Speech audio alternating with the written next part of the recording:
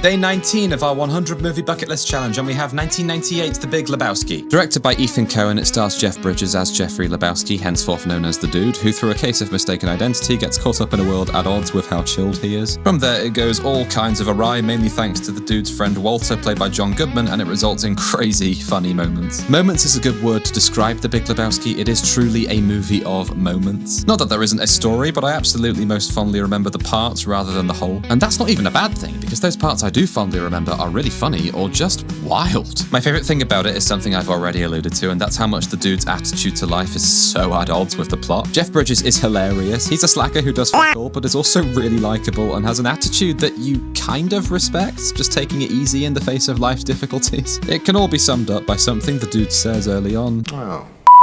A sentiment expressed several times, not just by the Dude. Goodman's Walter expresses it too, namely when a plan to deliver some ransom money goes to shit. That contrast when you have a really dangerous situation accompanied by an attitude of literally is so funny. John Goodman is also hilarious, clearly more high-strung than the Dude. His outbursts make for some of the movie's funniest moments. There's a particularly funny moment with him trashing a car, and it leads to what might be the funniest line of the movie for me. Again, I find myself using the word moment. There are some things that are introduced so out of nowhere, like the infamous dream sequences. Why are they here? Yeah, I'm certain there's a deeper meaning to them and they represent themes that smarter people than me will pick up on, and if it works on that level for you, that's great. But I think my interpretation is in line with the film's simple principle.